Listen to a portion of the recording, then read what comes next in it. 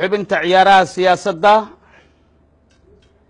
siyaasadda halka ay marayso waa qaybtii Cabduqaadir Booska. daawadayaal caweysin wanaagsan ayaan idin leenahay meel walba joogtaan kuna soo dhawaada barnaamijkeeni kaftanka sportiska oo sabti walba hadahan oo kale aad ka daawataan TV-ga caalamiga ah Universal. barnaamijkana waxaa idin qaada dhigaya anigoo Cabduqaadir Boos ah ka bogasho wacan.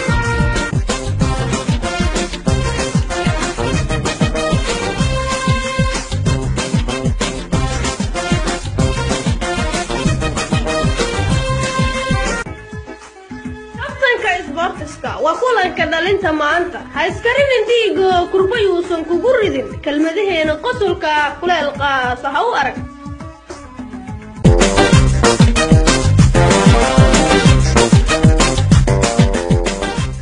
FIFA ayaa baaraysa kooxda Damo Jadiid waxa ay ka og yihiin xulista naadiga cusub ee aqalka hoose sida la xaqiijiyay saraakiisha Damo Jadiid ayaa fikrad weyn ku lahaa soo xulista line-up-ka kooxdaasi rayidka u matasha qaranka oo xitaa ay ku darsadeen xidiga xiran maaliyadooda sida Odawa Mahad Salaad Sambololshe iyo laacibiin kale oo dhowr ah.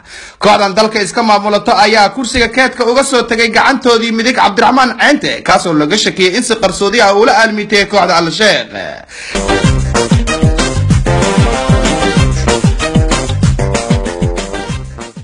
qaranka Kenya ayaa ku dhow inay isaga baxaan kaabka igaad ee lagu martigeliyay Soomaaliya. xulkan ka baqa shabaab saddex rooso qaatay oo ku ciyaaraya 8 ayaa wajahaya dhaliilo horle markii guddiga ciyaaraha caalamiga ku eedeeyeen iibsashada dhuxusha Kismaayo.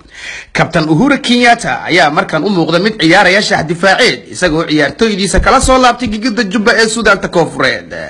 laakiin qubarada falanqeysa ciyaaraha ayaa u aaneynaya go'aanka Kenya ka bixista xulka Itoobiya ee tartanka igaad iyo tartanka tenniska oo shabaabku mararka qaar ugu safraan dhul xeebeedka Kenya.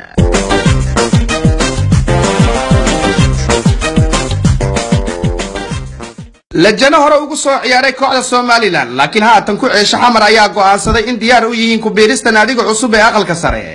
rugcadayaashan aan tikidka Hargeysa marna weydiin ajansiyada Muqdisho ayaa ku haminaya in boos joogto ah ka helaan kooxdan cusub maadaama aaminsan yihiin in qaranku yahay midoo qura. sidoo kale kooxdan waxay dareensan tahay in garac kaga imaan karo kooxda Silaayo oo 5 jirkoodu xitaa aaminsan yahay calankan Ban Ki-moon aan ka dhaadhacsaneen.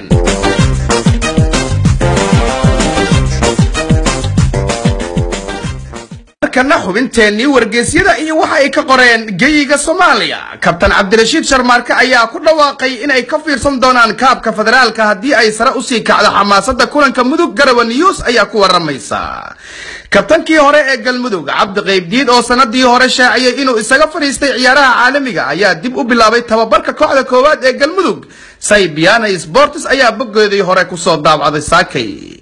kabtanka wadani Cabdiraxmaan Ciro ayaa deeq Sports oo isugu jirta raashin iyo lacag kaash ah ugu deeqay shacabka Togdheer. kaalmadaas ayaana kor u kicinaysa horumarka deegaanka. gacan furnaanta mas'uulkan ayaa toosh ku ifinaysa hanaanka guntigijiska ee Musabiixi iyo Fasal Cali Waraabe. Borama News ayaa ku soo xigana cadadkeedii saakay.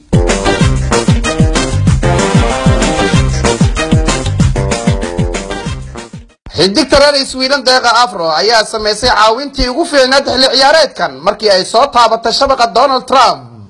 laacibadan xirada tababarka ee kaamka Sweden ugu cod fiicneed ayaa dhiirigelisay laacibiin Soomaali Mareykan ah kuwaas oo cabsi ka qabay kooxda Jamhuuriga ee Trump warboodo. ilaah ogaala ayaa ku waramaya in qorshaha adag ee kabtanka cusub ee Mareykanka ay meesha ka saaraysa riyada xidigtan oo ahayd in mar uun ay u safarto Israareebka Mexico.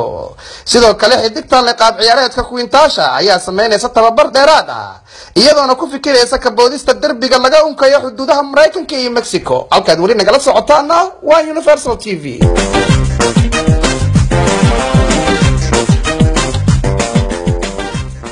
baraha bulshada ayaa aad looga hadlayaa laacibka Cumar Shooli markii koox mucaaradsan bartooda soo dhigeen muuqaal ay ku wareysanayaan gabar isku tilmaamtay inay tahay walaashiis ka yar. kooxdan ayaana Shooli ku aanaysa inuu iska iloobo hooyadii oo ku nool xamar laakiin wareysi bahda Sportska ay la yeelatay ayuu Shooli ku jawaabay sidan. kaftanka Sportska iyo Universal TV aad baan idin salaamaya. booska su'aal baa jawaabteedan ku siinaya. su'aasha jawaabteeda waxay tahay aniga hooyadii waxay ku nooshahay United States of America. dadka dhahaya in hooyadiis waxay joogtaa Soomaaliya joogtaa qaar Nairobi joogtaa qaar Hargeysa joogtaa dhaanay shughul kuma leeyahay meeshaas oo dhan hooyaday waxay degan tahay magaalada Minneapolis. hadalka kooxdan ayaa loo malayn karaa in Snapchat-ka xidigan reer Xamarweyne ay ka arkeen isagoo kaligii cunaya raashin family ah haddana kaligii asturaya saxanka taasoo dhalin karta su'aasha ah meeye hooyadii.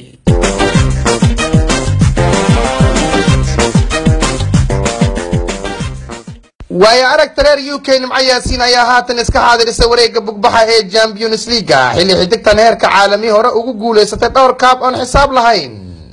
aad ayay u sii kacday hambalyada xidigtan kaga imaanaysa dacallada dunida maadaama laacibadan heerka qaran ka mid tahay tiro yar oo iftiin weyn u ah kooxda fanka oo haatan iska noqotay naadi la iska soo gala control la'aan.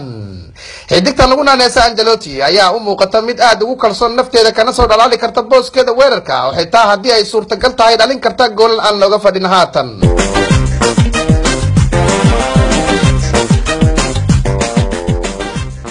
xidigaha North America ayaa isku diyaarinaya bandhig wadaninimo oo loogu magac daray halgameed. laacibiinta Alta Hodan Cabdiraxmaan, Caqliyare Raxmaan Roos, Maxamuud Kaafi xidiga kale oo dhowr ayaa dhammaantood u diyaar ah in bandhig kaga qoslisiyaan dadweynaha la murugaysan hogaaminta Trump.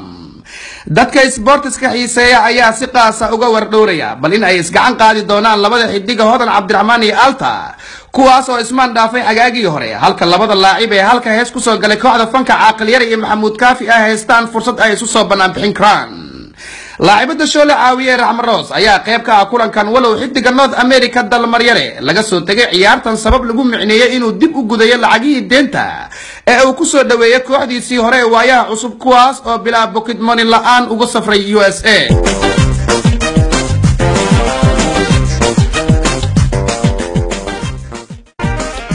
markana u diyaar garooba xubintani baafinta.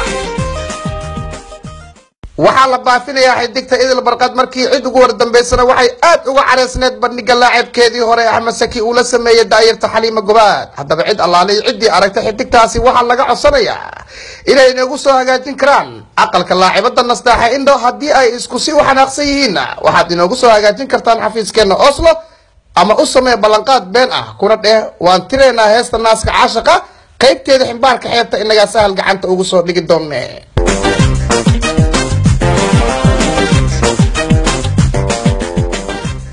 intaas ayaynu ku soo gabagabayn doonaa barnaamijkeeni kaftanka sportiska oo sabti walba aad ka daawataan TV-ga caalamiga ee Universal. barnaamijkana waxaa idin qaada dhigaya anigoo Cabduqaadir Boosa. tan inta barnaamij noocan ah ku kulmi doono waa Boosko idin le bye bye. waxaan idin kaga tagayaa mid kamid ah kaalmaha suugaanta ay ku luuqayso Faade Marian Heesti Muqdishaan u xiise daawasho wacan.